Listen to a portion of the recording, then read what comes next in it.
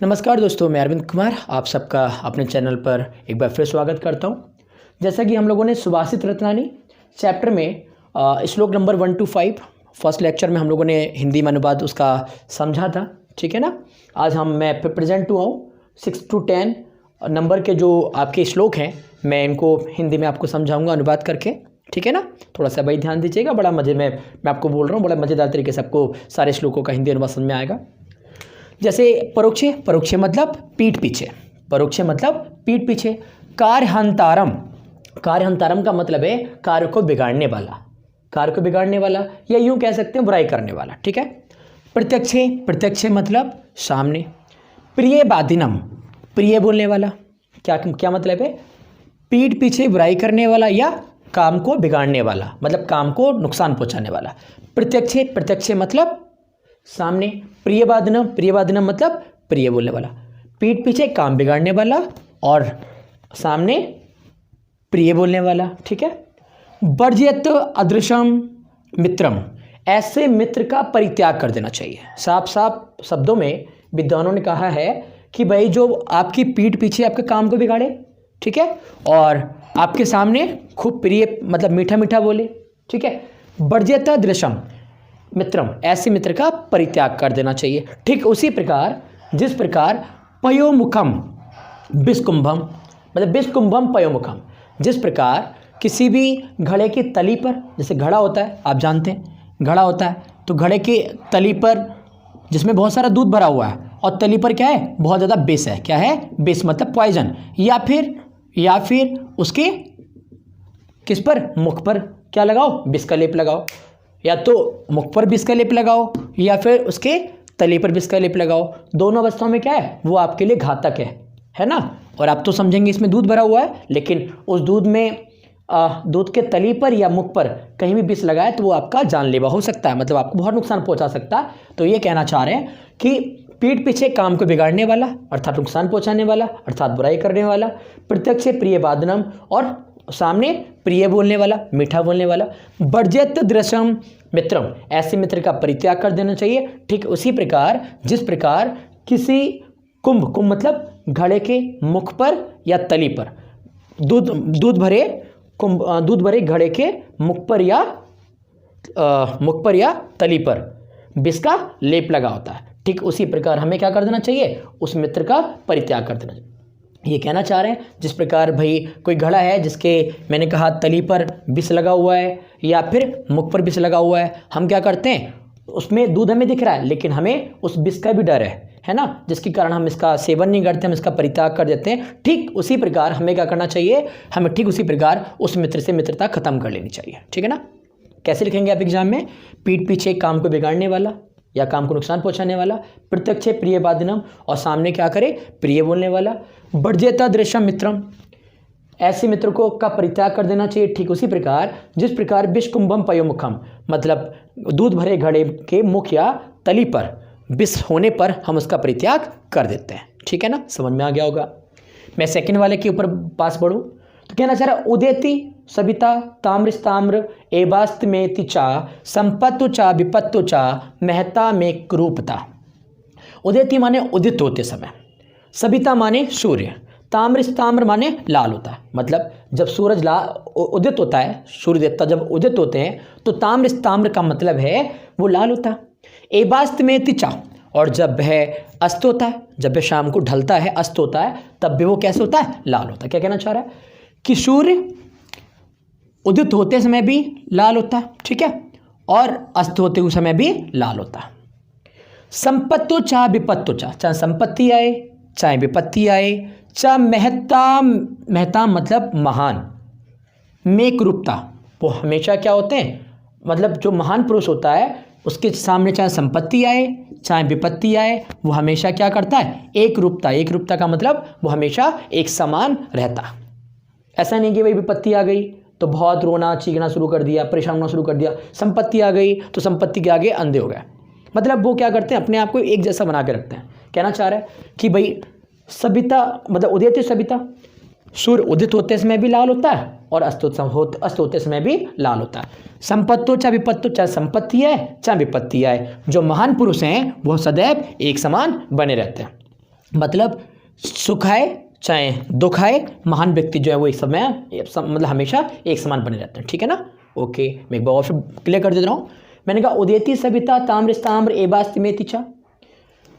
उदित होते समय सूर्य कैसा होता है, लाल होता है, और अस्त होते समय भी सूर्य लाल होता है। संपत्ति, संपत्ति मतलब संपत्ति या यूं इसको कहते हैं सुख, चाहे विपत्ति, विपत्ति माने दुख। सुख आए चाहे दुख आए, जो महान पुरुष हैं वो सदैव एक समान बने रहते हैं, ठीक है ना, क्लियर। मैं नेक्स्ट की ओर बढ़ूँ। विद्या विवादाय धनम मदाय शक्तिया परेशान परिपीडनाय खलस्य साधुआ विपरीत मेत्तज्ञानाय दानाय च रक्षणाय। क्या कहना चाह रहा है, मतलब यहाँ पर विद्वानों का मत है, विद्वान बताते हैं कि जो दुष्ट लोग हैं, दुष्ट लोग समझते हैं आप, दुष्ट लोग समझते हैं, आप जानते होंगे बहुत अच्छे से। तो दुष्ट लोग हैं ना, उन दुष्ट लोगों की जो विद्या है, ठीक है ना, दुष्ट मतलब जो खराब लोग होते हैं, बेकार घटिया लोग होते हैं ना, जो दुष्ट लोग हैं ना, उनकी जो विद्या है वो विवाद के लिए, विवाद मतलब समझते हैं आप, हाँ समझते हैं भाई, विवाद मतलब लड़ना झगड़ना, फालतू की मुसीबत पैदा करना, है ना।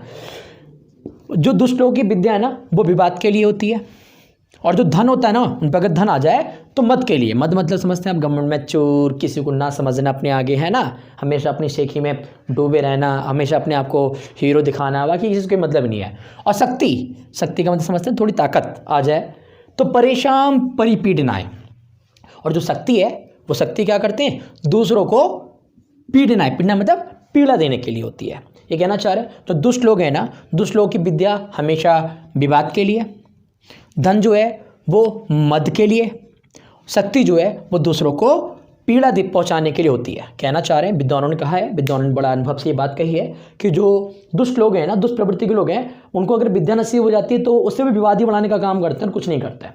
और जो अगर धन आ जाए तो उससे मद बढ़ाते हैं, अंधकार फैलाते हैं, कुछ नहीं करते हैं। शक्ति आ जाए तो वो दूसरों को क्या करते हैं, पीड़ा में डालते हैं, परेशानी पहुंचाते हैं, ठीक है, यही सब करके उन्हें मजा आता है। खलस्य साधो विपरीत मितक ज्ञानाय दानाय च रक्षणाय। और कहना चाह रहे दूसरी ओर साधु, साधु मतलब जो सज्जन पुरुष लोग, सज्जन लोग होते हैं, ठीक है, दूसरी ओर जो सज्जन लोग होते हैं, इसकी विपरीत बात कर रहा है। तो उनकी जो विद्या है वो विद्या किसके लिए होती है, ज्ञान है। उनकी जो विद्या होती है वो ज्ञान के लिए होती है। उनका जो धन होता है वो धन दान के लिए होता है, धन काय के लिए होता है, दान के लिए होता है, ठीक है। और जो शक्ति होती है वो शक्ति क्या होती है, लोगों की रक्षा करने के लिए, मतलब जो कमज़ोर या असहाय लोग हैं, जो परेशान लोग हैं, उनकी रक्षा करने के लिए, ठीक है ना।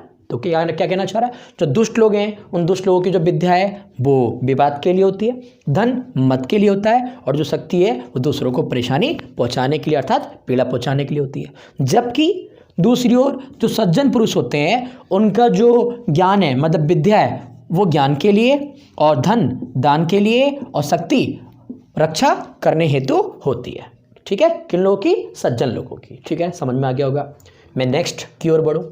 सहसा, सहसा मतलब याकायक, याकायक मतलब अचानक, अचानक मतलब एटेंडमली, कोई भी मन में आया बस ऐसे ही कुछ भी करना शुरू कर दिया। सहसा, सहसा मतलब अचानक। विदित ना क्रियाम विवेका परमा पदम पदम। सहसा और विदित माने करने वाला, मतलब लोग क्या करते हैं ना, मन में अचानक आया भाई, किसी ने, होता है क्या है कभी कभी भाई, मम्मी ने आके किसी भाई बहुत ज़रूरी पैसे थे और वो पैसे क्या करे आपके पास ला के रख दिए, मान लो 20-25 हज़ार रुपये आपके पास ला के रख दिए, और वो बहुत ही ज़रूरी है, बहुत ही ज़रूरी आवश्यक चीज़ों के लिए। हमारे मन में क्या आया कि शॉपिंग कर लेते हैं, हम गए शॉपिंग में खर्च कर डाले सब। अब क्या हुआ भाई, हमने कुछ सोचा तो था नहीं आगे पीछे, वो क्यों थे, किसके लिए थे, कितनी इंपॉर्टेंट है ना। तो भाई उस समय क्या होगा, हम समस्या में पड़ेंगे। ठीक वही आपको शिक्षा देना चाह रहा है कि सहसा माने अचानक, विदित ना क्रिया विवेका मतलब बिना सोचे समझे कोई काम नहीं करना चाहिए। वो कहना चाह रहे हैं आपसे, विद्वान लोग एक आपको शिक्षा दे रहे हैं कि क्रिया विवेका, विवेका मतलब विवेक, क्रिया मतलब बिना विवेक के कोई भी क्रिया नहीं करनी चाहिए। अचानक, अचानक बिना सोचे समझे कोई भी काम नहीं करना चाहिए। क्यों नहीं करना चाहिए भाई, क्योंकि बोल रहा है परम आपदम पदम, क्योंकि बिना सोचे समझे किया गया काम परम आपदम, परम आपदम का मतलब नई नई आपदाओं को जन्म देता है, नई नई आपदाओं को जन्म देता है, मतलब नई नई समस्याओं को, नई नई परेशानियों को स्थान देता है, ठीक है। क्या लिखेंगे अर्थ इसका, कि बिना सोचे समझे कोई काम नहीं करना चाहिए, क्योंकि बिना सोचे समझे काम करने से परम आपदा मतलब बहुत सारी आपदाओं का जन्म होता है। ठीक है, ओके। बहुत सारी आपदाओं का जन्म होता है या बहुत ज़्यादा आपदाओं का स्थान होता है जब हम बिना सोचे समझे कोई काम को करते हैं, ठीक। विरलतु माने वर्ण करती हैं। ही विमरस्य कारणम, विमरस्य कारणम मतलब सोचे समझे कर जो काम करते हैं। विमरस मतलब विमर्श करके, सोच समझ कर जो डिसीजन लेते हैं। गुणलुब्धा, गुण की लोभी, गुणलुब्धा मतलब गुण की लोभी। स्वयं मतलब स्वयं, संपदा मतलब संपत्तियाँ। कहना चाह रहे हैं, सॉरी, जो सोच समझ के काम करते हैं ऐसे व्यक्तियों को गुण की लोभी, स्वयं, संपत्तियाँ। जो सोच समझ के काम करते हैं ऐसे लोगों की गुण की लोभी, स्वयं, संपत्तियाँ क्या करती हैं, वर्ण करती हैं। मतलब वही कहना चाह रहे हैं, बिना सोचे समझे कोई भी काम नहीं करना चाहिए, क्योंकि बिना सोचे समझे किया गया काम आपको आपदा में डालता है, आपदाएं उत्पन्न करता है, ठीक है। जबकि आप सोच समझ के कोई काम करते हैं तो उस समय गुण की लोभी, स्वयं, जो संपत्तियाँ हैं, संपत्तियाँ मतलब समझ रहे हैं आप, जो नाम, फेम, पैसा, मतलब दुनिया भर की सारी चीज़ें, संपत्तियाँ जो है वो क्या करती हैं, आपका वर्ण करती हैं। क्लियर। फिर से मैं इस लाइन को बता दूं कि जो आप सोच समझ के कोई काम करते हैं ना, तो जो गुण की लोभी स्वयं संपत्तियाँ हैं ना, वो क्या करती हैं, आपका वर्ण करती हैं, ठीक है ना। ओके फाइन, मैं लास्ट वाले की ओर चल रहा हूँ। वज्रादपि, वज्रादपि, वज्र मतलब जानते हैं पत्थर, स्टोन। वज्र से भी कठोराणी मतलब कठोर, वज्र से भी कठोर। क्या कहना चाह रहे भाई, वज्रदापि कठोराणी मतलब वज्र से भी कठोर। मृदुनी मतलब मुलायम। कुसुमादपि, कुसुमादपि मतलब फूल से, मतलब वज्र से भी कठोर और फूल से भी मुलायम। वज्र से भी कठोर और फूल से भी मुलायम। लोकोत्तराणाम, लोकोत्तराणाम का मतलब है महान पुरुषों के, जो महान पुरुष होते हैं ना आपके, ठीक है। चेतांसी, चेतांसी मतलब चित्त, चित्त मतलब मन, मन मतलब हृदय। को नु विज्ञातु मर्यति, कोई नहीं जान सकता। को नु विज्ञातु मर्यति मतलब कोई भी नहीं जान सकता, कोई भी नहीं समझ सकता। मतलब ये कहना चाह रहा है कि आपने देखा होगा बहुत ज़्यादा महान पुरुष हमारे भाई इतिहास में 16 अक्षरों में उनका इतिहास अंकित है कि बड़े बड़े लालच, प्रलोभन, दुनिया भर का सब दिया गया, लेकिन उनकी कठोरता के आगे किसी की ना चली। लेकिन उनका दिल एक बिल्कुल तुच्छ सी ना के समान चीज़ों से क्या क्या होता है, द्रवित हो जाता है, पिघल जाता है। मतलब उनके हृदय को समझना बहुत ही कठिन है ना। कभी कभी अपने देश की आन मान शान के लिए उन्होंने अपने परिवार तक का बलिदान कर दिया। ऐसे ऐसे राजाओं के इतिहास मिलता है। और कुछ ऐसे हैं कि भाई सब कुछ लेने के बाद भी नहीं मानते, और कभी कभी वो बहुत ही प्यार से, बहुत हल्की सी मुस्कान से भी या छोटी सी उपहार से भी वो मान जाते हैं। मतलब कहने का मतलब है कि जो महान पुरुष होते हैं ना, उनके बारे में बताया जा रहा है। वज्रादपि कठोराणी मतलब वज्र से भी कठोर, फूल से भी मुलायम। लोकोत्तराणम मतलब जो महान पुरुष हैं, चितांसी उनके चित्त को, चित्त मतलब मन को विज्ञातु मर्यति कोई भी नहीं जान सकता, कोई भी नहीं समझ सकता, ठीक है ना। आपको मैं आशा करता हूँ आपको ये वीडियो बहुत अच्छी समझ में आई होगी। Thank you so much.